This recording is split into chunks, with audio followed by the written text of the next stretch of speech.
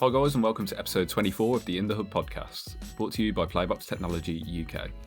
In this week's episode, we speak to Melissa Cogavin, Managing Editor at the Society for Broadband Professionals, the SCTE. Melissa's career has taken her through various paths within the film industry, where she has worked with the likes of Paramount and Disney, to name a few. She also founded the Event Cinema Association, where she coined the term event cinema and furthered its development. We really hope that you enjoyed this episode. So welcome to the In the Hub podcast, Melissa. How are you doing today? You all right? Yeah, good, thanks. Yeah, very well. How are you? Yeah, I'm not too bad myself, thank you. So we'll just get straight into the questions then, if that's okay, Melissa. Of course. Awesome. So, Melissa, I know that your career's largely been based within kind of the film and media industries. So how did you actually get started on that path? Well, I left college with an English degree. It wasn't particularly vocational. I ended up selling advertising space at the Evening Standard Okay. in the mid-90s, which was a pretty cutthroat place to start. But the training was excellent. So in terms of sales training, I couldn't really have been in a better place. It was an awful job and I hated it, but I'd stuck it out for 2 years. And then I kind of ended up taking a strange move into the music industry briefly, which was a boom time for CD manufacture when things were going crazy. And it was at the mid-90s. It was quite an exciting place to be. And through my contacts there, I took another leap over to Disney at that point and started working in a department called Disney Character Voices, which is the dubbing department for TV. And then I sort of worked my way up through TV, home entertainment, and into theatrical distribution over 7 years there. Yeah, it was not the most planned career path, I suppose, but it's been quite broad. I kind of experienced quite a few industries that way. And then that brought me into Paramount and kind of on from there, really. I imagine there must have been some like you were saying with CDs, some drastic changes going on in those kind of industries at the time. Yeah, it was. And I mean, technology was moving pretty fast. When you're right in the middle of it, you don't really appreciate how quickly that is. But I've only been struck at the time by the technology was there, but the consumer appetite for change wasn't. And I don't even remember, having to upgrade from vinyl to CD, and then Yeah. that was a massive outlay for a lot of people, and from Yeah. from video VHS to DVD was the same kind of outlay. And really, it was the appetite for that and the money that the average consumer had to spend $16.99 on a CD. Do you remember God, that? yeah. And now all these CDs are just sitting in people's attics, and no one knows what to do with them Gathering anymore. dust. Yeah. So yeah, it was an interesting time to be there. And of course I was at Disney when the Napster thing happened, and I kind of watched the music industry just implode at that point. I don't think anyone knew what to do, but it took someone like a visionary like Steve Jobs to harness that technology and create iTunes, and 100%. and he sort of saved it really. And I think that the rest of how we absorb content now is largely down to that shift, I think. From all of that then, from your previous experiences, what actually led you to taking on the managing editor position at SCTE? I'll just sort of backpedal a bit. When I was at Paramount, I was there for 3 years, and then I left right in the middle of the recession to become a consultant, which was a kind of pretty random move again. And I found myself working at the Royal Opera House, and they just started putting live broadcasts of ballet and opera into cinemas, which was really exciting. And I'd never heard of it before. And you get quite institutionalized when you're in a big studio for a long time. You're not really aware of what's going on the periphery of the sector. So I wasn't aware of it, and it seemed extraordinary to me.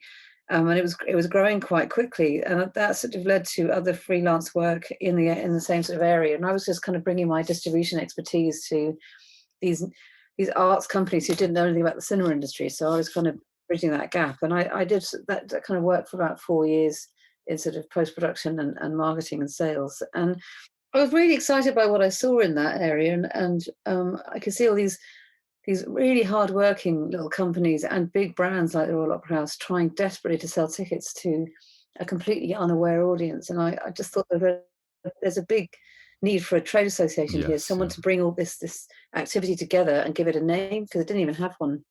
So I kind of came up with the name Event Cinema, and I created the Event Cinema Association and set up a trade association really with just the I kind of had the mission to promote and support the players in that sector. I could really see that there was a massive need to produce things like conferences and awards, and just gain column inches in newspapers and get that name Event Cinema out into the press, so that audiences start to know what to look for on websites and that sort of thing. So it was very marketing led, really. So I did that for 6 years and I loved it, and it was an amazing experience. And so I was sort of running a trade association, but I was also doing lots of marketing and sales and lots of writing on the side as well. So I was writing for magazines. So when I saw this role come up at the SCTE, this ticked every box Yes, because it was yeah. kind of like appealing to everything I enjoyed about running the ECA. All the best parts of it, really. So I leapt at the chance, and I'm really glad I did. So here I am, 4 months later. Yeah, no, it sounds really good. And what were your kind of initial impressions about the SCTE when you first joined? What immediately stood out to you about the organisation? It was actually a personality thing. I just really like the people. They've all known each other for a really long time, and Yeah, the organisation has been going since 1945. So it's got a really long history, and the people there are very, very proud of that, and they've all known each other forever. And it's like a family, and it just really appealed to me straight away. They've always been so friendly and supportive. It's been really nice. So it was that really. That was my first impression of it. I felt relaxed straight away with them, which is nice. You don't often feel that way in an interview, do you? no, But 100%. Yeah, it's yeah, I agree with you. Leap at the chance at organisations like that, and it's just a shame that you took on the role during COVID, isn't it? Really. So has it just been purely remote so far? Have you actually had a chance to meet any of the guys? yeah, I haven't met any of them. But, Yeah, but it's kind of that seems quite normal now because we've all been there for quite a long time. I kind of forget I've not actually met any of them in person. yeah, I don't know how tall any of them are, stuff like that. It can be weird when I do actually meet them in person. They'll probably feel the yeah. same about me, but it's in a way it's been quite good because a lot of the sort of big events that go on through the calendar year are all online. So I haven't had to try and combine putting a magazine out and going traveling once or twice a month to various shows. I'm glad about that. It's been quite a gentle way in. So yeah, and also it's quite easy to reach people. No one's going anywhere, so I need to ring someone. They always pick up the phone, don't they? That's true, actually. So yeah, so it all seems very normal. It's amazing how adaptable people can be. Just moving on a little bit, has there been kind of a key takeaway from your time in the film industry? So everything you did with events, cinema, and through Paramount and Disney. Has there been a key takeaway or something that you've taken from that experience that you find yourself applying to work within the SCTE? So I keep going back to the technology, but that is a big part of it. I mean, working in media, it's evolved so quickly in the last 20 years, really. It's unrecognisable, really, from what it was in sort of the early 90s. And having had to adapt quite quickly and leaping from one career to another, I've had to be quite agile and think quite hard about what the opportunities are. And I think there's a lot to be said for spotting gaps in the market and being agile and recognize that nothing stays the same for very long. And I think also things are quite cyclical as well. So seeing companies break away and say we want to be independent, and then a few years of independence, and they join together again and merge, and then a few years later they go, no, enough of that, and we'll be independent again. So there's a lot of cyclical kind of activity in business, and I think that with the technology and the sort of response of being agile to respond to that, to stay relevant and afloat is probably what I've learned. So yeah, societies and member organisations like the SCTE, they're quite prevalent in every industry, aren't they? Once you dig in a little bit, from industry to industry, what do you think should be the core benefits available to the members of these organisations? Well, I mean, every industry is different, has its own pressure points. Like with the SCT, it's very much about standards and education and training, which I think is fantastic, and it's a brilliant selling point that it offers discounts to that sort of thing, and discounts to industry events and so on. But I think crucially the thing any trade association provides most of all is a sense of community. That's what I saw was lacking when I set up the ECA, because trying to find other people in the industry, it was literally I would stumble across them online, and then you'd be emailing them through the website. Like, it was so frustrating. And I thought if only there was a one central place where I could find out who all the players are in this industry, and then I could meet them in a place and work the room and get to know them and do some business that way. And that's how all businesses function. And so I think a trade association is there, or a learning society, or whatever you want to call it, they all provide that kind of service, and that sense of community is really important. And I think, especially now, while everyone's working from home and people are under a lot of pressure, an industry body has a responsibility to its members to make sure they're okay. I do feel there's kind of a new twist on that. I feel quite strong that it's a bit, there's an outreach element to this now that is important, and whether people take it up or not is it's up to them. But I think it's important that the SCTE or any trade bodies seem to be looking out for the people that they wouldn't be there without those people. I love that outlook on it as well, that it's not just purely transactional, here's a few brochures and leaflets. Oh, yeah. You're actually, interacting with members, bit of outreach. And like you said, especially with a time like now, such uncertainty, it really should be about reaching out to the members, seeing if they can be helped in any way. It's Mental Health Awareness Month, I think, at the moment, and we're all hearing so much about it, and I think it's really important that we bear that in mind. I think the human race has never been under such pressure, and it's great that we've all got an awareness of mental health the last couple of years. That's become quite important, and I think the SCT has a role to play in that, to make sure that we're providing the tools and that are necessary. That there are a lot of engineers out there who are really under pressure. I mean, it must be very, very tough to be doing this in these conditions. So yeah, I kind of feel from a human element there's that, but there's also representing the industry, promoting the industry, and talking about accomplishments and achievements and flag waving. I think that's really important. So I'm very happy to put my marketing hat on and represent the industry in that way. Yeah, that comes very naturally, and I've had years of experience with that. Yeah. So that's, I think, generally that's what it's there for. Yeah, and I think it ties quite nicely into the next question, and it's what do you have planned for the SCTE going forwards? Where do you envision it being this time next year? Well, that's a good question. I mean, it's very hard to predict what's going to happen this year, isn't it? Alone, and we have things in the diary planned, and we have webinars, and we have our spring lecture coming up, and the SCT is 76 years old this year, so there's a 75+1 anniversary dinner planned. But whether that actually goes ahead is still up in the air. Oh, we'll keep our fingers crossed. Yeah, we really hope it does. So it's difficult to plan, but I'm really excited about the whole webinar thing. That's going really well. And personally, I want to sort of get to know the membership better.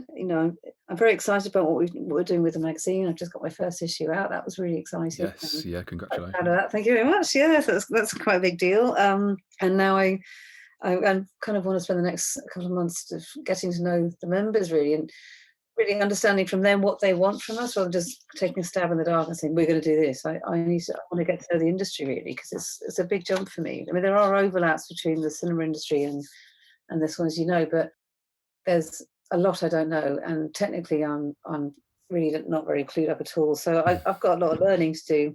I think it's the same with it. If you take any new job, the first 100%. The first 12 months is a learning curve. So I don't want to go storming in and announcing changes. That's not what I'm doing here.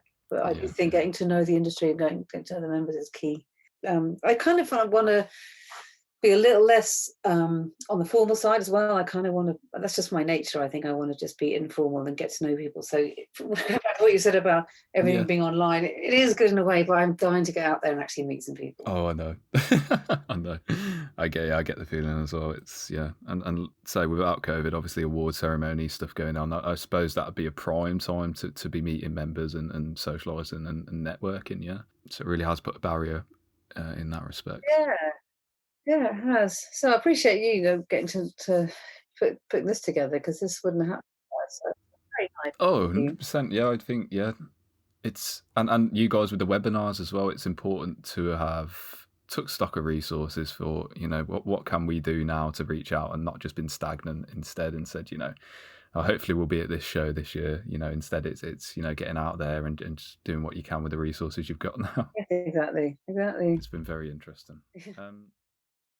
In one word, what do you see as the future of the broadcasting industry and the film industry? Is there an overlap there, or do you think they're going in completely separate directions? No, I don't. I mean, I put hyperdrive down as one word, but there's loads of words. I mean, I think I say hyperdrive because it is moving really fast, and it's Disney Plus now got more subscribers than Netflix. It's amazing how this has changed so fast. So yeah, it is in hyperdrive, and I think there are some big opportunists out there who have wanted to steer the industry the way they want to for years. And it sounds very cynical, but I think that there's an element of opportunism here, that this COVID's presented a huge crisis, and people are just using it to steer business the way they want to. And I feel deeply sorry for cinema owners and exhibitors at the moment. I just think it's it's tragic that they've been left out in the cold. But I can also see business-wise what's driving distributors to go online. Where that leaves, I think there will be a cinema industry at the end of this because people like to go to the movies. That is a fact. But I think it's going to look drastically different. And I think the ones who are going into hyperdrive are going to do really, really well. And the ones who are wringing their hands and talking about tradition are going to just be left out in the cold. And there's lots of people out there doing that. So yeah, I hate to say, like, I almost want reassurance that cinema's not going to be dead at the end of this, because I for one really enjoy going to the cinema. It's always been a kind of major part of my life. And if you were to kind of believe headlines, you'd think it's all going down the pan, but I guess we'll have to wait and see. I mean, it's half term this week. What am I supposed to do with my kids in the rain? That's true. Is what I always take them to the cinema, and I can't do that at the moment. And if there isn't a cinema at the end of all this, then what? See, I mean, what I imagine might happen is that more blockbusters will end up on being streamed, and you'll see with lower budgets as well, because they can't afford to do those kind of effects, and then only gets $5.99 a month per household. But that doesn't add up. I don't know what they'll do, but you might end up seeing some more creative, more independent movies at the cinema, and cinemas are taking the curation of their own content into their own hands a bit more, because I think they've been spoon-fed by the studios for so long, but that trust is totally destroyed now. So that model may look very different. So yeah, just to end on, Melissa, are there any exciting projects in the pipeline with you or with SCTE that you can talk to us about? Well, I mean, there's still lots in the plans at the moment, but I can really talk about it, except we are really excited about the webinars. They're going really well, and I'm delighted with the take-up of these. We've got quite a few to announce, and talking to lots of people. They're all really keen, so it's just great to harness the technology available to us to sort of kind of answer that call. It's part of what I was saying about the mission of sort of engaging the members and giving them a platform to sort of showcase what they're about. And I think that's great. So that's been really good. And you'll see in the new issue as well, I've introduced something called the SCTE long read. So there's a feature that we're writing now, what I'm writing. So I kind of, I would say anyone's got any ideas for something that you think I should get involved in, because I'm new to this industry too. So I'll happily write something if I can get my teeth into it, but I need the ideas. So I would, if anyone's listening, it would be great to have a chat with you, because that's, that long read is something that's going to go on for every issue. And I'm really excited about, it's an inquiry. It's not just sort of an interview or a Q&A. It's an actual bit of investigative journalism. So that's quite fun to do. So there's two things anyway, and we'll reveal more as time goes on, I'm sure. Yeah, and it's really exciting to see what you guys are doing, and it's great to see it, breathing some life back in. Thank you. It was great fun. I'm really enjoying it. So how can people get in touch with you and find out more about anything you're up to? Well, we're on the website, and my email is melissa@thescte.eu. Awesome. Sounds really good. So thanks so much, Melissa, for taking the time out to come and speak to us today. It's been really great. Pleasure. Really enjoyed it. Thank you so much.